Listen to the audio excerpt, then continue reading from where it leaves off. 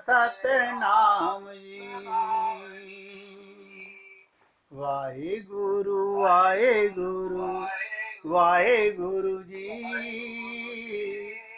सतनाम सतनाम सतनाम जी। वाहेगुरु वाहेगुरु वाहेगुरु जी। सतनाम सतनाम सतनाम जी। वाहेगुरु वाहेगुरु वाहेगुरु जी। सतनाम सतनाम सतनाम जी। वाहेगुरु वाहेगुरु वाहेगुरु जी। सतनाम सतनाम सतनाम जी। बहुत ध्यान से सुनिएगा, जो बात बोलने जा रहा हूं। अंत काल संगी नहीं को,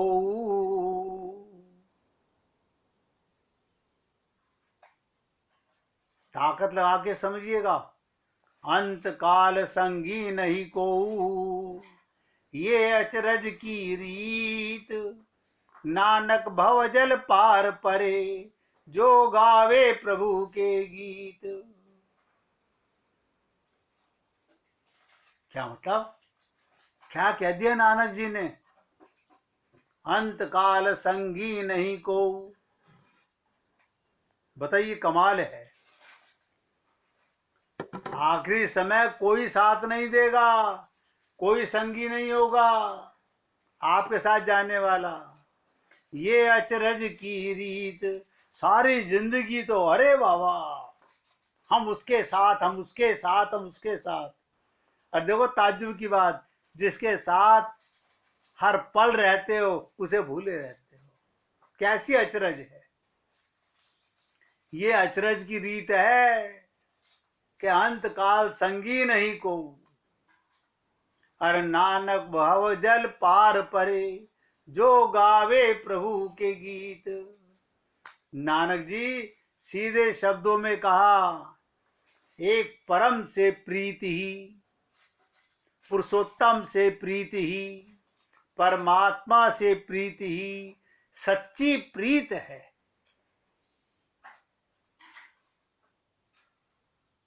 अब ये परमात्मा की प्रीत का मतलब कैसे समझोगे? अब आप सोचिएगा, परमात्मा की प्रेम का मतलब क्या? गोपियों से सीखिए। जित देखूं चित श्याममयी है, सब में भगवान का दर्शन, सब में भगवान की प्रीति। कोई मुर्दे से प्रीति नहीं करता। जाने अनजाने में आप और हम लोग प्रीति जो निभाते हैं, उसमें आत्मा और परमात्मा दोनों होते हैं। हम रिश्ते मान के निभाते हैं, होते परमात्मा ही। तो नानक जी ने सीधे शब्दों में कहा, एक परम से प्रीति ही सच्ची प्रीति है, जो इस संसार रूपी सागर से पार कर देती है।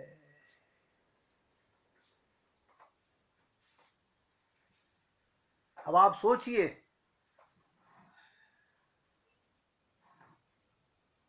हमने आपसे कहा कि नाम खुमारी नानका, चढ़ी रहे दिन रैन। क्या मतलब हुआ? उसके प्रेम का नशा उतरे नहीं। क्या मतलब? ये जो संसार के नशे हैं, दौलत का नशा, शोहरत का नशा, पैसे का नशा, प्रेम का नशा, ममता का नशा, राज का नशा, सब उतर जाते हैं।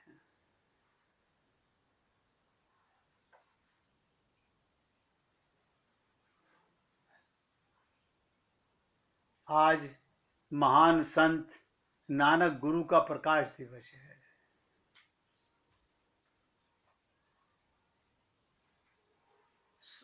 सारा संसार में लोग मनाते हैं। महान गुरु जो सबके हैं, गुरु किसी एक का नहीं होता, किसी विशेष एक के नहीं होते, गुरु सबके हैं। अगर आप और हम लोग किसी को एक विशेष के मानते हैं तो हम गुरु को बहुत छोटा बना देते हैं। ऐसे महान गुरु को छोटा बनाने की जरूरत नहीं। आप जितना मर्जी बनाओ, वो छोटे हो नहीं सकते। उन्हें स्थान परमात्मा ने दिया हुआ है।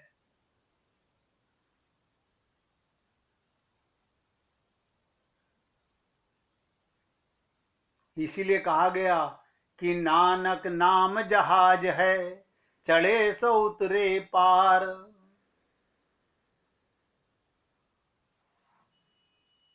नानक नाम चढ़ती कला, तेरे भाने शरबत दा भला। जगह जगह आप ये सुन रहे हो।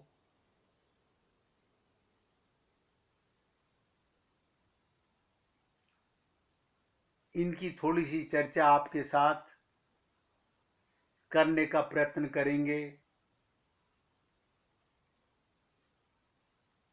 इनका बाल्यापन कैसा रहा होगा। कभी भी कोई संत महात्मा आता है, पिछले जन्मों की कमाई साथ लेकर आते हैं।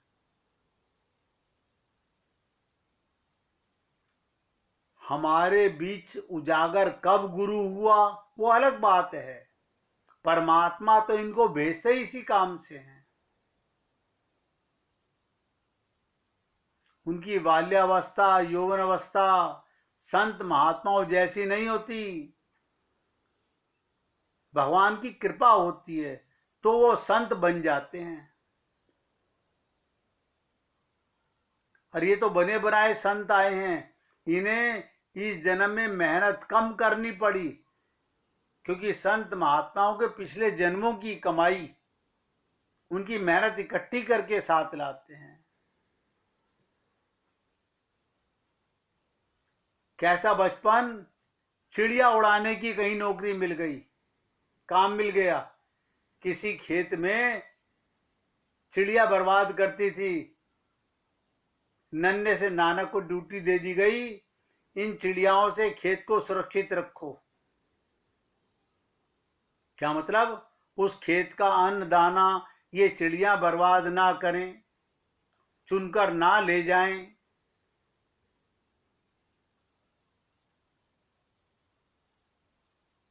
अब नानक जी को काम मिला खेत में चिड़िया उड़ाने का। उन्होंने जाकर देखा तो चिड़िया दाने चुग रही हैं। उनको देखकर सोचिएगा, देख देखकर संत तो निहाल हो रहे हैं। यानी नानक जी खुश हो रहे हैं चिड़ियाओं को खाता देखकर। अरे तुम्हारे को भेजा उड़ाने के लिए और तुम प्रसन्न हो रहे हो। वो क्या कह रहे हैं, वहां परमात्मा तू कण कण में व्याप्त है, तू सबका है, मेरा है तो इन चिड़ियाओं का भी तो है। जिस किसान का ये खेत है उसका भी तू ही है, सबका पालनहार है। ये सारी सृष्टि तेरी है। इस सृष्टि की रचना, इसको पालना, ये तेरी ही जिम्मेदारी है। और तू वो कितने सुंदर ढंग से निभा रहा है। चिड़ियाओं को कितनी स्वतंत्रता दे रखी है। चुगती जाओ खाती जाओ, चुगती जाओ खाती जाओ, पेट भरती जाओ। बताइए, वो उड़ाने की जगह क्या बोल रहे हैं, चुगती जाओ खाती जाओ, चुगती जाओ खाती जाओ, पेट भरती जाओ। तुझे तो सबका ख्याल है, परमेश्वर की सर्वव्यापकता। यानी बालपन में ही नानक जी को बोध हो रहा था। मैं तो यही कहूंगा, पिछले जन्मों की कमाई से इस संत पर परमात्मा बहुत निहाल हुए। सब कुछ उनके लिए भगवान ही अरेंज करते हैं। कहते हैं ना, अपनी सर्वव्यापकता सिद्ध करने के लिए वो निरंकार है, वो परमात्मा है, वो परम ब्रह्म है, परमेश्वर है, श्री राम है।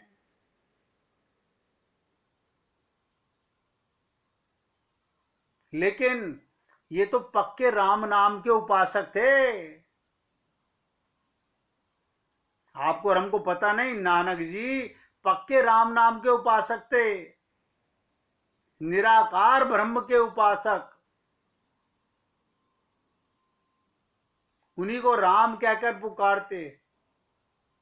अजन्मा है वो अजर है, अमर अविनाशी के उपासक।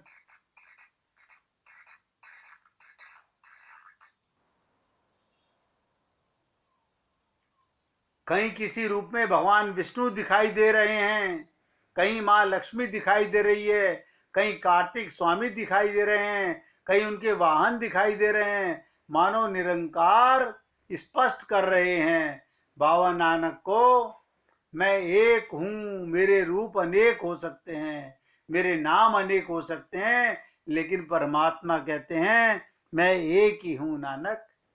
एक ओंकार निहाल, सब कुछ स्पष्ट कर देते हैं। अब आप सोचिएगा, मन ही मन सोचो, चिड़िया राम की, खेत भी राम का, और वो कह रहे हैं चुगो चिड़ियों भर भर पेट, पेट भरो अपना, मैं कौन होता हूं मना करने वाला आपको। यदि परमात्मा आपको देने वाला है तो मैं बाधा डालने वाला कौन हूं। अब सोचिएगा, जिनको नौकरी दी गई चिड़िया उड़ाने की, और वो गा रहे हैं चिड़िया राम की, राम के खेत, चुगो चिड़िया भर भर पेट। चिड़िया राम की, राम के खेत, चुगो चिड़िया भर भर पेट। मुल्तान गए बाबा नानक, कहते हैं वहां बहुत संत पहले ही थे। संत महात्माओं को पता लगा मुल्तान में कि भारत से एक संत बाबा नानक नाम यहाँ पधारे हैं। उन संतों के मन में एक अनेक प्रश्न आए, ये क्या करने आ गए यहाँ पर। यहाँ पर उपदेशकों की कमी नहीं है, यहाँ तो संतों का जमावड़ा लगा हुआ है। ध्यान से सुनो, मुल्तान में बहुत संत थे, महान संत पहले से यहाँ विद्यमान हैं, तो ये क्या करने आ गए यहाँ पर। एक संत ने एक शिष्य से कहा, उसके हाथ में दूध का लबालब कटोरा दिया, जाओ नानक को दे आओ, जाओ नानक को दे आओ, पूरा लबालब भरा हुआ है। मानो बहुत सावधानी से वो शिष्य उसको गुरु नानक देव के पास लेकर गया। तब तक अभी बाबा नानक के पास रहने के लिए कोई स्थान भी नहीं था। मानो पास पहुंचते ही पास ही एक वाटिका थी, जिसमें से चमेली का एक फूल तोड़ा और बड़ी सावधानी से उस दूध के ऊपर रख दिया। नानक जी ने क्या करा, एक चमेली का फूल तोड़ा और दूध पे रख दिया, और शिष्य को कहा अपने गुरु महाराज को ये कटोरा वापस कर दो। देखिए कमाल की चीज, एक संत ने नानक जी के पास अपने शिष्य को भेजा, दूध का कटोरा भर के, जिसमें एक बूंद नहीं आ सकता था, और नानक जी ने एक पुष्प तोड़कर उसके ऊपर रख दिया। शिष्य बात को समझा नहीं, बड़ा तिलमिला गया। मेरे गुरु द्वारा दी गई भेंट इसने स्वीकार नहीं की। अंदर ही अंदर चिढ़ता हुआ कुड़कुड़ करता हुआ कटोरा वापस ले गया, जाकर संत को दिया। संत उसे तिल मिलाता हुआ देखकर कहते हैं, वत्स शायद तू बात को समझा नहीं, इसमें तिल मिलाने की, गुस्सा करने की कौन सी बात है। मैंने नानक से एक प्रश्न पूछा था।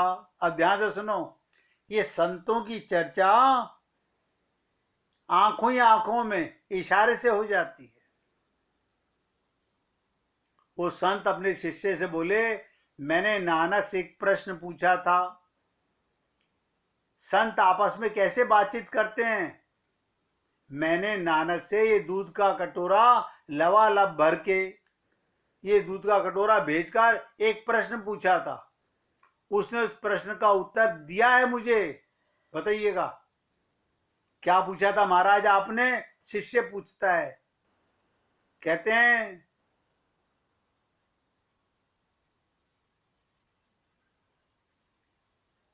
नानक उससे ये मुल्तान क्या कह के भेजा था, ये मुल्तान दूध का कटोरा बिल्कुल लबालब भरा हुआ है, तुम किस लिए यहां आए हो बताइए। संत ने कटोरा भर के भेजा, तुम्हारे यहाँ आने का क्या कारण है, यहां तो सब पहले से लबालब भरा हुआ है। तो उन्होंने क्या उत्तर दिया, उन्होंने चमेली का फूल उसके ऊपर रख दिया।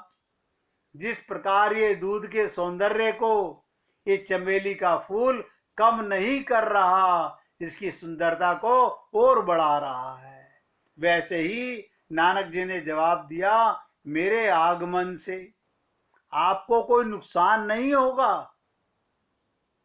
मैं आपके मन में कोई ईर्ष्या उत्पन्न करने नहीं आया हूं। उस संत ने, मुल्तान के संत ने बाबा नानक की विनम्रता को देखकर तत्काल संदेश भेजा। क्या भेजा, नानक आपका इस आश्रम में स्वागत है, इस कुटिया में स्वागत है, आप पधारिए।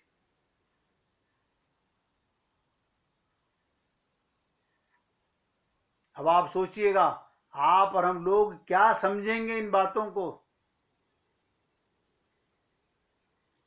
सत्संगति देती है संत की संगति, परा विद्या देती है, भक्ति देती है, ज्ञान देती है और वैराग्य देती है, भगवत प्रेम देती है। सब कुछ परमेश्वर का समझना, सब कुछ परमेश्वर का है, मेरा कुछ नहीं, सब कुछ परमात्मा का, मैं कुछ भी नहीं। ये पर विद्या, यही परा विद्या है, जिससे परे कोई विद्या नहीं।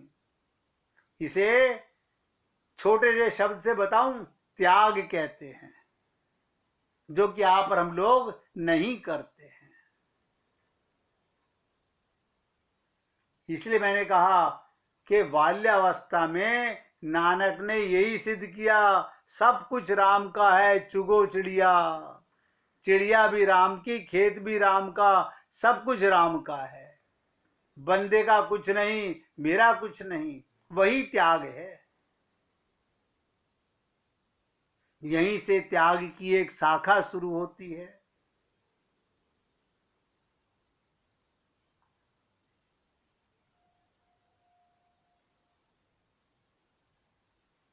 बृहस्पति जी महाराज, देवताओं के गुरु, के पुत्र कंच परा विद्या सीखने के लिए गए हुए थे। अनेक वर्ष किसी आश्रम में किसी आचार्य के पास गुजार कर आए, और भी विद्यार्थी होंगे। अनेक वर्षों के बाद घर लौटे। पिताश्री देवी देवताओं के गुरु महाराज थे बृहस्पति जी, जिनको आप जुपिटर बोलते हो, उन्हें देवताओं का गुरु बोलते हैं। अपने बच्चे की स्थिति को देखकर प्रसन्न नहीं हुए। देखिएगा, विद्या ने जो विनम्रता मेरे पुत्र को देनी चाहिए थी, वो विनम्रता नहीं आई है। बृहस्पति जी को बहुत दुख हुआ। इसके मन में ये है कि मैं पिता से ज्यादा शिक्षित हूं। ऐसी शिक्षा किस काम की, ऐसा ज्ञान किस काम का, ऐसी भक्ति किस काम की। बृहस्पति को बहुत दुख हुआ कि मेरा बेटा तो शिक्षा ग्रहण करके नहीं, अहंकारी बन करके आया है।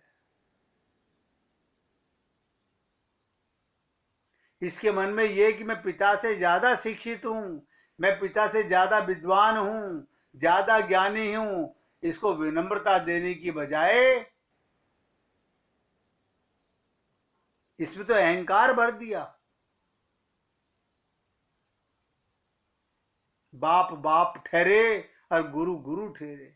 एक क्षण बेटा बहुत पढ़ लिख कर आए तो अपने पुत्र को कहते हैं बहुत पढ़ लिख कर आए हो, इतने वर्षों के बाद आज मिलन हुआ, इतने वर्षों की विद्या के बाद क्या शांति मिली।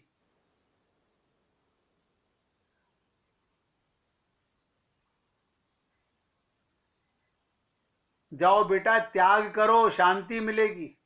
आप बताइए, कोई आप और हम लोग आज तक शांति का पाने के लिए त्याग का उपदेश देते हैं अपनी संतान को? आप लोगों को याद रहा होगा कि मैंने किसी एक ऋषि के बारे में बताया था। कोई बता सकता है किस ऋषि की बात कही थी मैंने त्याग के बारे में? देखिए बहुत पुरानी बात हो गई है।